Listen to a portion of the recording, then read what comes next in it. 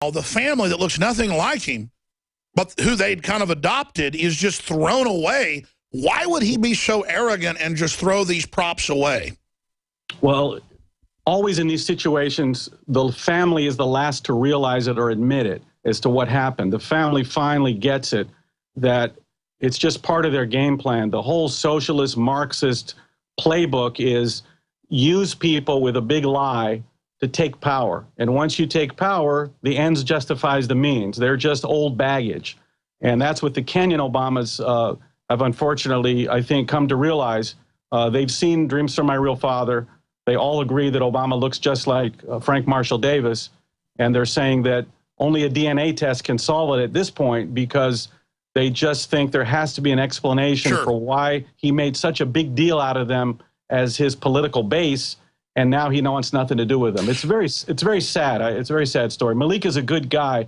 I have to also add that a lot of the reporting about him being involved with all these questionable characters, you know, he shows up with a guru in India, or with Muslim Brotherhood, or with the Jehovah's cult in Texas. What's really happened is, because Barack broke his promises from Malik's point of view to help the village and help the family, he's trying to go wherever he can. Whenever they invite him to go talk to a group, he'll go. So he's a little bit naive. And that's a classic spin thing. Like, I go on Japanese TV, and therefore I secretly work for the Japanese government. But here's the deal. This brother was close to him. He used him politically. Now he won't talk to him. He looks nothing like these people. I mean, it'd be like if I had a kid with a white lady and the kid came out and was black. I'd say, you know, or was Hispanic. I'd nothing against it. That's not my child.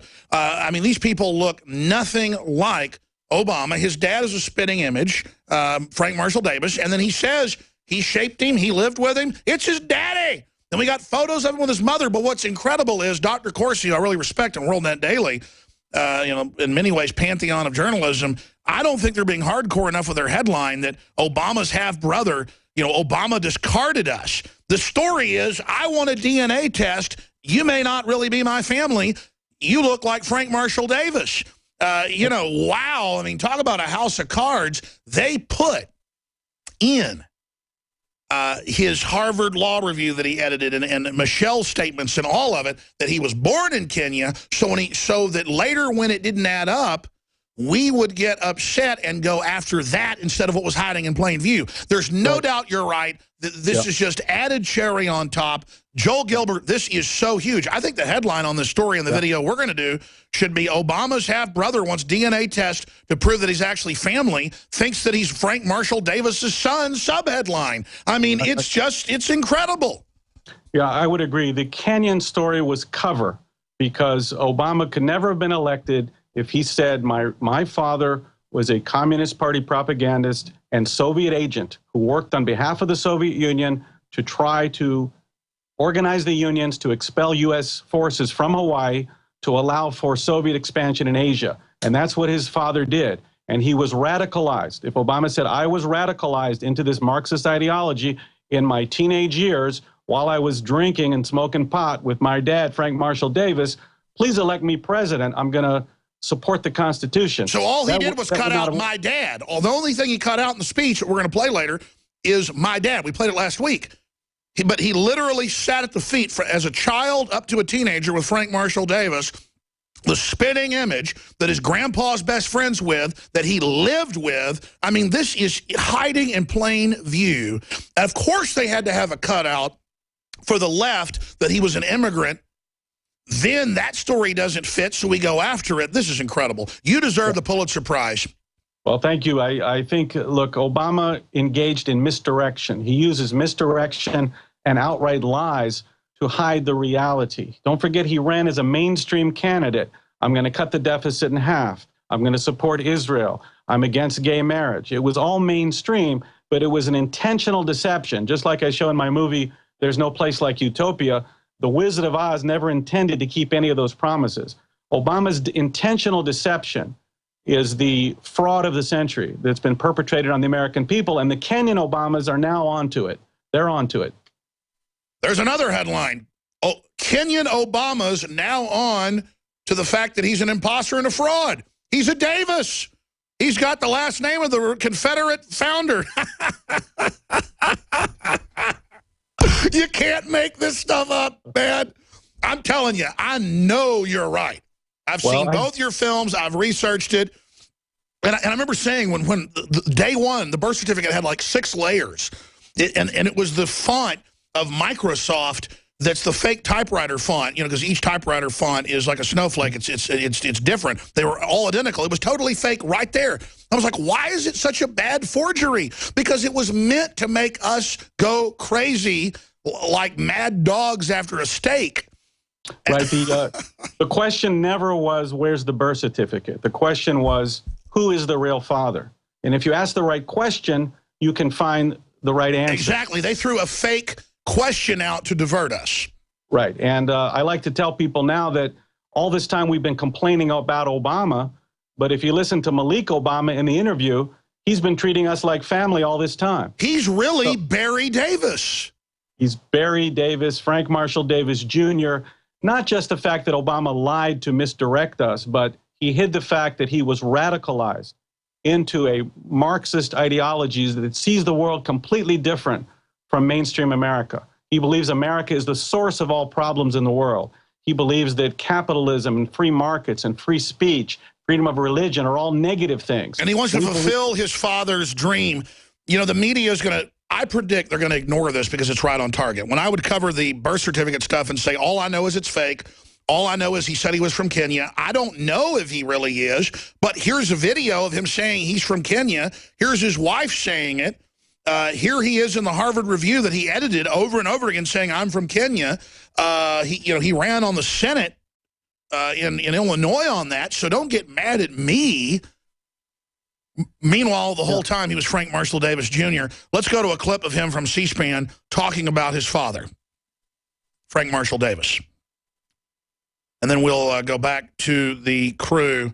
And the passage finally ends with me having a conversation with a close friend of my maternal grandfather, a close friend of Gramps, a black man from Kansas named Frank, actually at the time a fairly well-known poet named Frank Marshall Davis, who had moved to Hawaii and lived there. And so I have a discussion with him about the kinds of frustrations I'm having, and he sort of schools me on that I should get used to these frustrations. So let me dig in. Frank Marshall Davis's son is now president and is now running the country into the ground deliberately. I mean, that's why they say truth is stranger than fiction. This is so sensational, and you can just see the truth. You can feel it. Joel Gilbert, I can almost not continue broadcasting at this point. What do we even do about this? I mean, it just totally makes sense now, everything that's happening. Well, unfortunately, we've had a media as well as an adoring crowd of Democrats and others that have been willing to follow Barack Obama into oncoming traffic. No matter how horrific the situation is internationally, no matter how horrific the economy is, they simply use the tools of state, the IRS, the press office, to lie about everything. Unemployment is 5%. We support Israel. There's peace in the world. It's an era of disinformatia, Soviet-era disinformation. And that's what you get from a man whose father was a Bolshevik and a Soviet agent, and someone who was indoctrinated into this ideology. We just have to keep on keeping on, Alex. You're doing a great job. And if Rome could survive Nero, we should be able to survive Obama for another year and a half. And hopefully a new administration can turn around all the damage that's been done. Well, Joel Gilbert, I've been jumping in here a lot and making some good points, but hyperventilating at the same time. Spend a few minutes, recap how you discovered this, how you made the film, the bombshell, and I'm getting chills, and then now what this means as the family begins to come out and say, we always said he didn't look like us. We want a DNA test. It was already really weird with my uncle. Yeah, he dropped us like a hot potato. Yeah, I mean, that is amazing.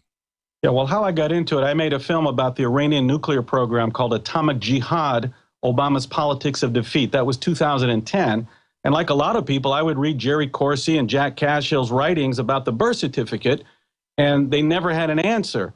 And I said to myself simply, if they can't find the answer, they're not asking the right question. but I didn't know what the question was. So I read about this guy named Frank in Dreams of My Father, in Obama's biography, and it was filled with references to this mentor named Frank. And I read online, they said he thought it was Frank Marshall Davis, this communist in Hawaii. So I simply bought Frank's autobiography called Livin' the Blues, and it's full of photos. And as a person who does film and graphics, I'm looking at these photos of Frank Marshall Davis.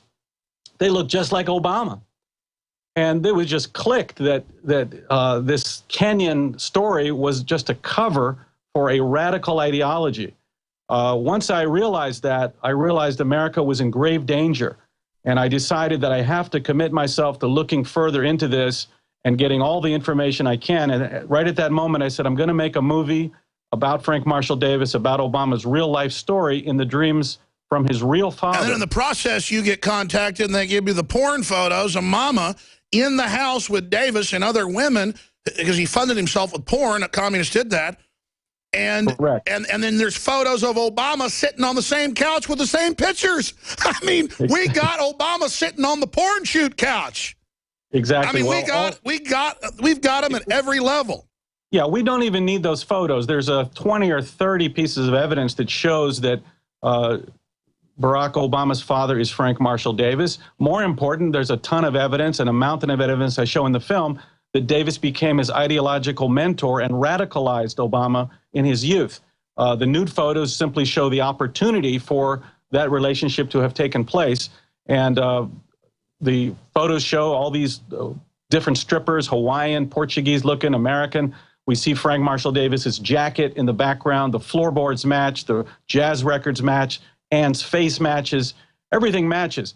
So between all of that and all the other evidence, it's clear that Frank Marshall Davis is the biological father. Now, that would have been fine if he hadn't been radicalized or if Barack had learned later that everything his father told him was a bunch of bunk and it was destructive and irrelevant. But he simply stayed in that world of American Marxism that no one really knows about, went to New York, then Chicago with the Ayers family, where Bill Ayers' family brought him into Chicago, where he was in the radical groups like Acorn, Midwest Academy, and has lived his life as this American radical. And he simply decided, instead of, he learned the lesson from his mentor, Bill Ayers. Bill Ayers would look you in the eye in the late 60s and say, we're going to destroy the Constitution. We're going to bring down America. That didn't work because it was evil. They threw him in jail. His buddies got thrown in jail. They had to go in the underground for 10 years. Bill Ayers taught him the lesson when he came out of the underground, the early 80s. He said, look people in the eye and don't tell them the truth. Tell them you want to help people. Tell them you want to help families. Call them folks. And you'll get people to support you. When you take power, you can begin the work of destruction that they laid out in the 60s to bring down America. And now they admit Cloward and Piven. They admit everything. They are so evil. And the elites are allowing them to do this. The big foundations are involved. They believe out of this communist revolution, they're going to get their world government. This is such a nightmare. Both your films are available at InfoWarsStore.com, but also on your websites. You've got several. Which one is the best to go? Oh, we haven't even gotten to the Malik Obama clips. We're going to have to hold you over. Let's go ahead and go to the first clip right now. Which one is that? Which one should we go to first? This is the one where he talks about Barack's real character is coming out now, the first one. Yeah, let's go to Barack's real character is coming out now, his supposed brother. Here it is. Well, the way that he's turned and become a different person. That looks nothing like him. Family. I mean, is the same way that I see him behaving politically. He says one thing and then he does another. He's not, an honest man, as far as I'm concerned, in who he is and what he says and how he treats people. How has that made you feel as the oldest brother in the family? Disappointed. Disappointed. Used and also betrayed. In the beginning, I didn't think that he was a schemer. His real character, his real personality, the real him is coming out now. Wow, we're going to go to break. If Joel could stay 5 more minutes, finish up with the other clip, let him make a fundamental comment. Then we're going to go to Joe Biggs and Jakari Jackson with their take on the Jade Helm takeover drills taking place this summer. The kickoff of the PSYOP is beginning now. Stay with us. We're on the march.